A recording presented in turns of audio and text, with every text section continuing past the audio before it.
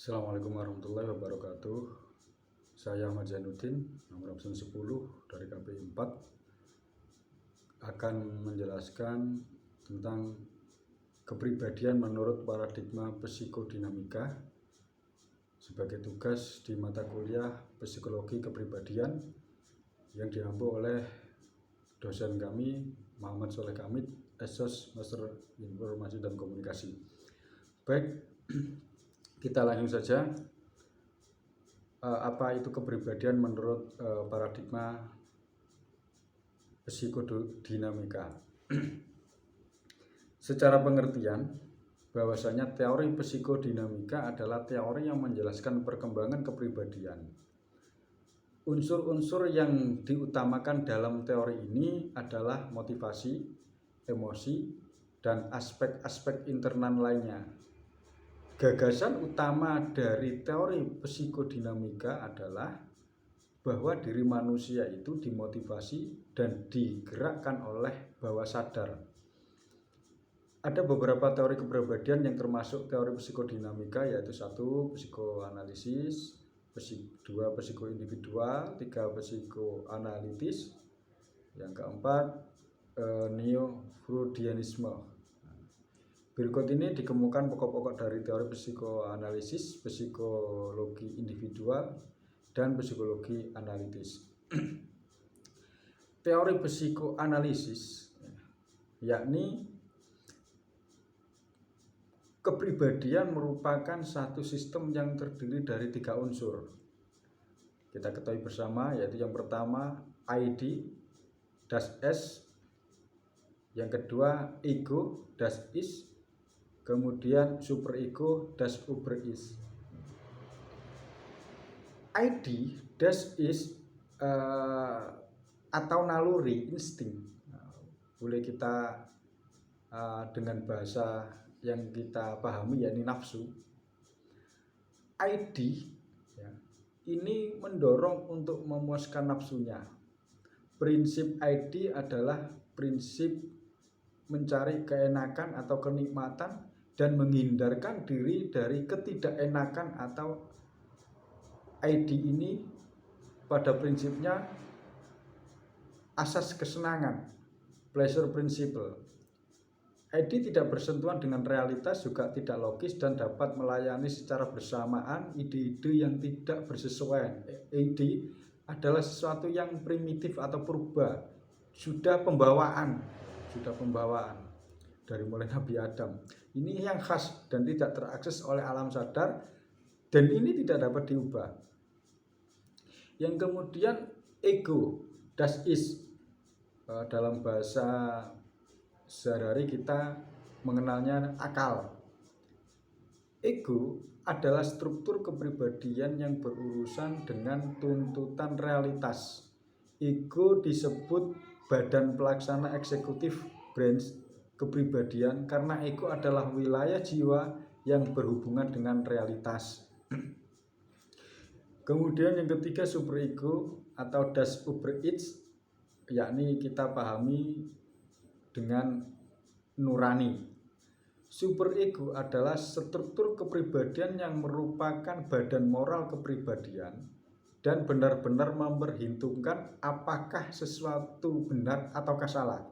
Superego adalah sesuatu yang selalu kita rujuk sebagai hati nurani. Ada 2 aspek superego. Pertama adalah nurani, yang merupakan internalisasi dari hukuman dan peringatan.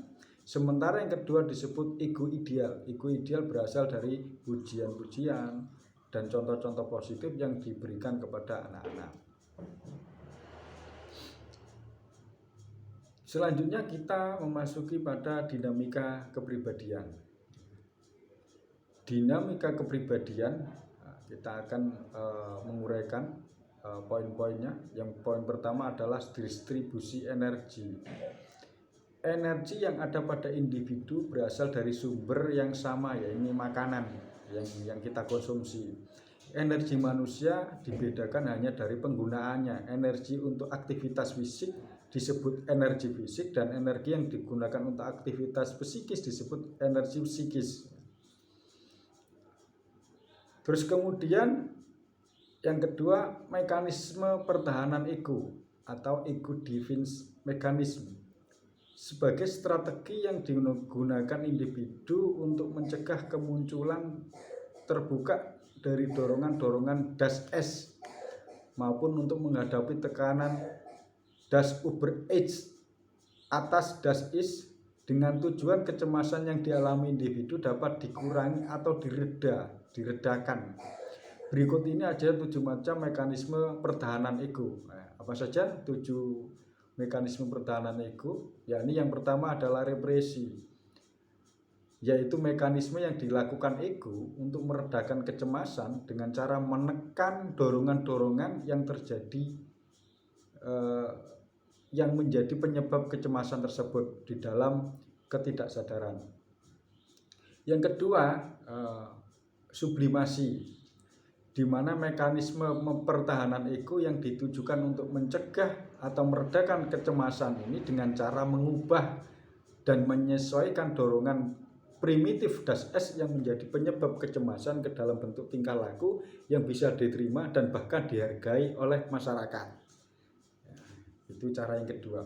Cara yang ketiga adalah proyeksi, yakni pengalian dorongan, sikap atau tingkah laku yang menimbulkan kecemasan kepada orang lain. Terus kemudian yang keempat, displacement, yakni pengungkapan dorongan yang menimbulkan kecemasan kepada objek atau individu yang kurang berbahaya dibanding individu semula. Terus kemudian yang kelima, rasionalisasi, yakni upaya individu memutarbalikkan kenyataan, dalam hal ini kenyataan yang mengancam ego melalui dalih tertentu yang seakan-akan masuk akal, mencoba untuk menghindar. Yang keenam, pembentukan reaksi, adalah upaya mengatasi kecemasan karena individu memiliki dorongan yang bertentangan dengan norma dengan cara berbuat sebaliknya. Kemudian yang terakhir, yang ketujuh adalah regresi. Ini adalah upaya mengatasi kecemasan dengan bertingkah laku yang tidak sesuai dengan tingkat perkembangannya. Itu yang mekanisme mempertahankan ego. Terus kemudian kita ke selanjutnya tentang pembahasan perkembangan kepribadian. Faktor-faktor yang mempengaruhi perkembangan kepribadian ini dipengaruhi oleh kematangan dan cara-cara individu dalam mengatasi ketegangan. Kita pahami, kematangan adalah pengaruh asli dari dalam diri manusia, sedangkan ketegangan dapat timbul karena adanya frustasi, konflik, dan ancaman. Nah, upaya mengatasi ketegangan ini dilakukan individu dengan identifikasi, sublimasi, dan mekanisme pertahanan ego yang tadi sudah kita jelaskan. Tahap-tahap perkembangan kepribadian, bahwa perkembangan kepribadian berlangsung mulai 6 fase yang berhubungan dengan kepekaan pada daerah-daerah erogen atau bagian tubuh tertentu yang sensitif terhadap rangsangan. Nah, ke-6 fase perkembangan kepribadian itu dapat saya jelaskan ya. Yang pertama, fase oral atau oral stage, di mana di usia 0 sampai kira-kira 18 bulan, di mana bagian tubuh yang sensitif terhadap rangsangan adalah mulut. Jadi mengisap, mengunyah, makan, yang mana itu menimbulkan kepuasan. Terus kemudian fase anal. Fase anal ini fase kira-kira usia 18 bulan sampai 3 tahun. Pada fase ini bagian tubuh yang sensitif adalah anus. Pengalaman pertama tentang pengaturan impuls dari luar, menahan untuk buang air kecil, buang air besar maksud saya, Mas. Contohnya seperti itu. Kemudian fase valis. Valis stage itu kira-kira dialami manusia di usia 3 sampai 6 tahun, di mana bagian tubuh yang sensitif pada fase valis adalah alat kelamin. Ya, ini fokus terhadap perkembangan seksual dan fungsi alat kelamin. Terus kemudian fase latency stage atau awal puberti, kira-kira usia 6 sampai pubertas. Pada fase ini dorongan seks cenderung bersifat laten atau tertekan. Rangsangan seksual ini ditahan itu demi satu alasan, contoh misal proses belajar atau masih sekolah, nanti dikendalikan. Kemudian fase genital. Fase genital ini atau genital stage atau adult terjadi sejak individu memasuki pubertas dan selanjutnya. Pada masa ini individu telah mengalami kematangan pada organ reproduksi. Rangsangan terpusat pada alat kelamin. Itu tahap-tahap perkembangan kepribadian manusia. Terus kemudian kita akan memasuki di teori psikologi individual.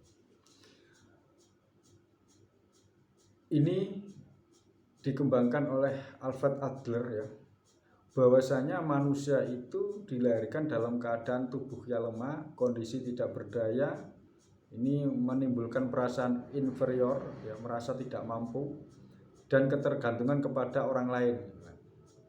Maka manusia merupakan makhluk yang saling bergantung secara sosial. Perasaan bersatu dengan orang lain ada sejak manusia dilahirkan dan menjadi syarat utama kesehatan jiwanya. Individualitas sebagai pokok persoalan, ini sifat khas unik kepribadian, yaitu individualitas. Setiap orang adalah satu konfigurasi motif-motif, sifat-sifat, dan nilai-nilai yang khas, dan setiap perilakunya menunjukkan corak khas gaya kehidupannya yang bersifat individual. Ini secara internal dalam diri manusia. 2. Dorongan pokok dalam diri setiap individu. Ya, ini secara psikologis terdapat 2 dorongan pokok yang mendorong serta melatar belakangi segala perilaku, yaitu 1. Dorongan kemasyarakatan yang mendorong manusia bertindak untuk kepentingan orang lain, ya, sosial. Yang kedua ada dorongan keakuan, yang mana yang mendorong manusia bertindak untuk kepentingan diri sendiri, atau kalau bahasa sehari-hari disebut kita mendengar egois atau ego.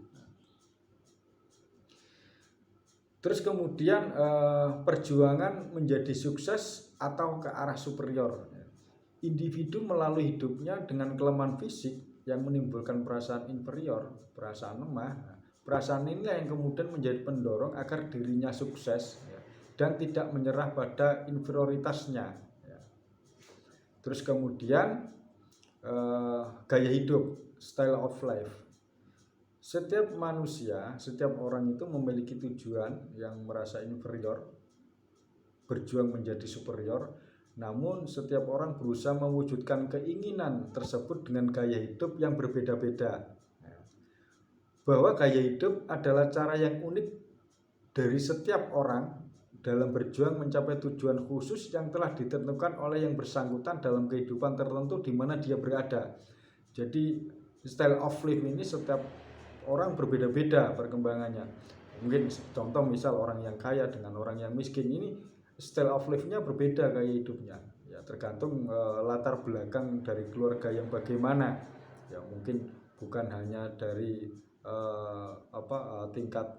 tingkat sosialnya, mungkin juga ada tingkat pendidikannya atau yang semacamnya dan seterusnya. Kemudian ada minat sosial atau social interest, di mana minat sosial adalah bagian dari hakikat manusia dalam besaran yang berbeda, muncul pada tingkah laku setiap orang.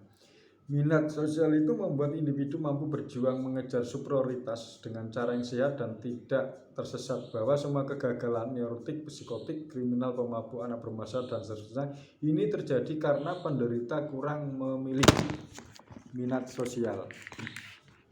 Jadi dengan adanya minat sosial itu akan menjadi kontrol bagi individu, bagi pribadi seseorang tersebut. Bila dia tersesat melakukan kriminalitas seperti itu contohnya, karena mereka tidak punya minat sosial ya. Singkatnya seperti itu.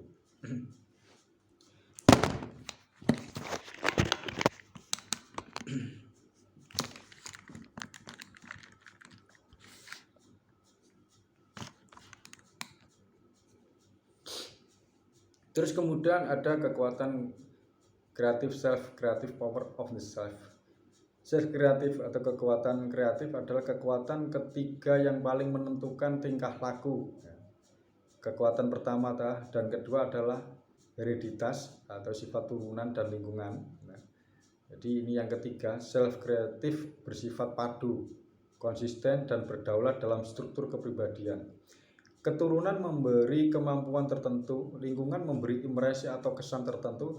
Self kreatif ini yakni sarana yang mengolah fakta-fakta dunia dan mentransformasikan fakta-fakta itu menjadi kepribadian yang bersifat subjektif, dinamis, menyatu, personal dan unik ya terhadap pribadi seseorang. Self kreatif ini memberi arti kepada kehidupan, menciptakan tujuan maupun sarana untuk mencapainya. Terus kemudian ada konstelasi keluarga. Konstelasi ini berpengaruh dalam pembentukan kepribadian. Kepribadian anak pertama, anak tengah, anak terakhir, anak tunggal. Ini berbeda karena perlakuan yang diterima dari orang tua dan saudara-saudaranya yang berbeda. Kemudian posisi tidur dan kepribadian. Hidup kejiwaan merupakan kesatuan antara aspek jiwa dan raga dan tercermin dalam keadaan terjaga maupun tidur. Mungkin reflektif. Dari observasi yang telah dilakukan terhadap para pasiennya Adler ini menarik kesimpulan bahwa ada hubungan posisi tidur seseorang dengan kepribadiannya. Misal ini, kalau seseorang tidur terlentang, ini menunjukkan yang bersangkutan memiliki sifat pemberani dengan cita-cita tinggi. Tapi jika tidur bergulung atau melungker ya, itu menunjukkan sifat penakut dan lemah dalam mengambil keputusan. Jika tidur menggeliat tidak karuan, ini menunjukkan yang bersangkutan atau seorang tersebut memiliki sifat yang tidak teratur atau sembrono dan sebagainya. Kalau tidur dengan kaki di atas bantal, ini menunjukkan orang ini menyukai petualangan, adventure. Atau tidur dilakukan dengan mudah ya, mudah dimanapun dia bisa tidur. Ini berarti proses penyusunan dirinya baik ya, berarti bisa beradaptasi. Nah, ini melihat dari posisi tidur secara dinilai secara psikologis. Kemudian kita akan memahami tentang teori psikologi analiti. Psikologi analiti ini merupakan psikologi dinamis yang dikembangkan oleh Carl Gustav Jung pada tahun 75 hingga 59. Pokok-pokok teori ini adalah satu, struktur kepribadian. Kepribadian atau psikis ya. Ini tersusun dari sejumlah sistem yang beroperasi dalam 3 tingkat kesadaran. Nah, ini Ugu beroperasi pada tingkat sadar, kompleks beroperasi pada tingkat tak sadar pribadi, dan arsetip beroperasi pada tingkat tak sadar kolektif. Di samping sistem-sistem yang terkait dengan daerah operasinya masing-masing, terdapat sikap jiwa, introvert dan ekstrovert, dan fungsi jiwa, pikiran, perasaan, pengindahan, dan intuisi. Sikap jiwa, yang pertama kita bahas sikap jiwa. Dalam arah energi psikis atau libido, yang menjelma dalam bentuk orientasi manusia terhadap dunianya. Sikap jiwa dibedakan menjadi 2, yakni sikap ekstrovert dan sikap introvert. Bagaimanakah sikap ekstrovert itu? Ya, ini libido mengalir keluar, minatnya terhadap situasi sosial itu sangat kuat, suka bergaul, ramah, dan cepat menyesuaikan diri, dapat menjalin hubungan baik dengan orang lain meskipun ada masalah. Namun kalau sikap introvert itu libido mengalir ke dalam, berpusat pada faktor-faktor subjektif atau dirinya sendiri. Ini cenderung menarik diri dari lingkungan, lemah dalam penyesuaian sosial, lebih menyukai kegiatan di dalam rumah, lebih tertutup. Nah, yang kedua, fungsi jiwa.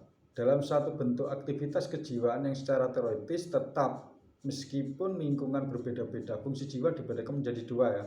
Fungsi jiwa rasional dan fungsi jiwa yang irasional. Fungsi jiwa rasional ya bekerja dengan penilaian dan terdiri dari pikiran, di mana menilai benar atau salah. Terus kemudian perasaan menilai menyenangkan atau tidak menyenangkan. Nah, sedangkan fungsi jiwa yang irasional ini bekerja tanpa penilaian dan terdiri dari penginderaan, sadar indrawi, intuisi, tak sadar naluriah. Nah, setiap individu ini memiliki keempat fungsi jiwa tersebut, tetapi biasanya hanya salah satu fungsi saja yang berkembang, yang lebih dominan. Fungsi jiwa yang berkembang paling menonjol tersebut merupakan fungsi superior dan menentukan tipe individu yang bersangkutan.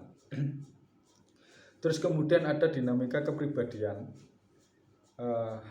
Kepribadian ini bersifat dinamis dengan gerak yang terus-menerus.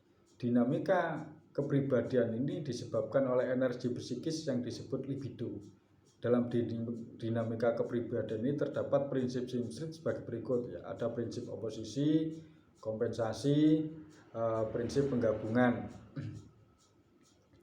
Apa sih prinsip oposisi itu? Yakni berbagai sistem sikap fungsi kepribadian saling berinteraksi dengan 3 cara, yaitu saling bertentangan, saling mendukung, dan bergabung menjadi kesatuan. Terus kemudian prinsip oposisi paling sering terjadi karena kepribadian berisi berbagai kecenderungan konflik. Oposisi juga terjadi antar tipe kepribadian, ekstraversi lawan introversi, pikiran lawan perasa, dan penginderaan lewat intuisi. Ini selalu bertentangan. Kalau prinsip kompensasi ini berfungsi menjaga agar kepribadian itu tidak mengalami gangguan. Misalnya bila sikap sadar mengalami frustasi, maka sikap tak sadar akan mengambil alih ketika individu tidak mencapai apa yang dipilihnya. Dalam tidur, sikap tak sadar mengambil alih dan muncullah ekspresi mimpi. Artinya segala yang dialami itu akan terbawa mimpi. Kemudian prinsip penggabungan, di mana kepribadian ini terus-menerus berusaha menyatukan pertentangan-pertentangan yang ada agar tercapai kepribadian yang seimbang dan integral, di mana ketika ada satu dalam dirinya yang bertentangan, yang datang dari luar dan bertentangan dengan apa yang ada dalam dirinya, ini mencoba untuk menyeimbangkan, begitu. Terus ada perkembangan kepribadian. Manusia selalu maju atau mengejar kemajuan dari taraf perkembangan yang kurang sempurna ke taraf yang lebih sempurna. Manusia juga selalu berusaha mencapai taraf diferensiasi yang lebih tinggi. Tujuan perkembangan adalah aktualisasi diri, yakni diferensiasi sempurna dan saling hubungan yang selaras antara seluruh aspek kepribadian. Jalan perkembangan, progresi dan regresi. Dalam proses pengembangan kepribadian dapat terjadi gerak maju, progresi, atau gerak mundur, regresi. Progresi adalah terjadinya penyesuaian diri secara memuaskan oleh aku sadar, baik terhadap tuntunan dunia luar maupun kebutuhan-kebutuhan alam tak sadar. Apabila progresi terganggu oleh sesuatu sehingga libido terhalangi untuk digunakan secara progresi, maka libido membuat regresi, kembali ke fase yang telah dilewati atau masuk ke alam tak sadar kembali. Itu. Terus kemudian ada proses individualisasi, yakni mencapai kepribadian yang sehat dan terintegrasi secara kuat. Maka setiap aspek kepribadian harus mencapai taraf diferensiasi, kepercayaan diri dan keseimbangan, ya, dan perkembangan yang optimal. Proses untuk sampai ke arah tersebut dinamakan proses individuasi atau proses penemuan diri. Artinya mencari jati diri kalau bahasa yang biasa kita dengar, ya. Ini. Terus kemudian apa sih model-model psikodinamika? Model-model psikodinamika ini didasarkan pada asumsi bahwa perilaku berasal dari gerakan dan interaksi dalam pikiran manusia, kemudian pikiran merangsang perilaku, dan keduanya saling mempengaruhi dan dipengaruhi oleh lingkungan sosial. Menurut teori personality dalam psikoanalisis itu ada 3. Ada 3 hal dalam perkembangan kepribadian manusia, yakni tadi sudah saya jelaskan di awal, yaitu ID, ego, dan superego. 1 Satu ciri penting kepribadian menyondol sini adalah bagaimana ego mengelola konflik dan bagaimana kebutuhan ego dan super ego untuk mengontrol ID sebagai bentuk tanggung jawab sosial. Ini. Ada 3 hal penting menyangkut perkembangan kepribadian. Nah, ini perkembangan kepribadian kita kembali lagi. Ini kita lebih mengerucut ya pada bagaimana reaksi ya, pada kepribadian seseorang. Di sini ada 3 yaitu proyeksi, sublimasi, rasionalisasi. Apakah itu? Proyeksi itu ide-ide yang tidak diinginkan, yang berkaitan dengan sesuatu yang diinginkan ego untuk dilindungi, dikenakan pada orang lain. Proyeksi. Ya. Terus kemudian sublimasi, yaitu energi yang diarahkan pada kegiatan-kegiatan yang lebih dapat diterima, ya, bisa diterima oleh pribadinya, ya, sublimasi, beradaptasi. Nah, kemudian ada rasionalisasi, yaitu alasan-alasan yang dapat diterima untuk kegiatan-kegiatan aktivitas meski sebenarnya tidak dapat diterima. Namun ada beberapa faktor akhirnya dia berdamai. Freud dalam berpraktek berpatokan pada ego dan hubungan antar objek. Hal ini terus dikembangkan dalam sangat berpengaruh pada pendekatan psikoanalisis, sehingga saat ini dalam pekerjaan sosial banyak bentuk teori psikoanalisis modern yang digunakan dan sangat kuat dipengaruhi oleh teori-teori sistem dan teori-teori krisis invention. Tuh. Terus kemudian yang terakhir ada perspektif psikodinamika. Psikodinamika, individu yang mengalami masalah seperti penyalahgunaan dan ketergantungan nafsa itu narkoba ya, narkotika, ya, benda zat terlarang. Ya. Ini khususnya pada alkohol, ini mencerminkan adanya kepribadian ketergantungan oral. Ya. Jadi, terus kemudian individu tersebut mengalami fiksasi fase oral dalam perkembangan psikoseksualnya. Individu yang meminum alkohol atau terlalu banyak pada masa dewasa merupakan simbolisasi usaha untuk mencapai kepuasan oral ya. Yang tadi di awal tadi sudah kita bahas tentang fase oral tadi. Nah, fase oral ini akan dibawa hingga seseorang itu dewasa. Maksudnya diterangkan itu di situ. Dengan kata lain dinyatakan bahwa alkoholisme merupakan representasi fiksasi oral disebabkan oleh konflik ketidaksadaran pada masa anak-anak. Nah, itu yang kita ketahui ya, bahwasanya akan terbawa dan itu memang tidak bisa dihindari. Nah, namun menurut Nevitt dan kawan-kawan pada tahun 1997 perspektif psikodinamika ini tidak banyak didukung oleh hasil-hasil penelitian atau bukti-bukti yang empiris. Jadi itu penjelasan kami ya, yang sudah kami uraikan tentang kepribadian menurut paradigma psikodinamika. Artinya perkembangan kepribadian yang melalui tahap fase-fase dan mengalami perkembangan dan perubahan. Demikian yang kami sampaikan, kami mohon maaf apabila banyak kekurangan dan beberapa video mungkin ada gangguan ya karena secara teknis ya tadi mohon maaf, mungkin ini bisa dimaafkan. Terima kasih. Assalamualaikum warahmatullahi wabarakatuh.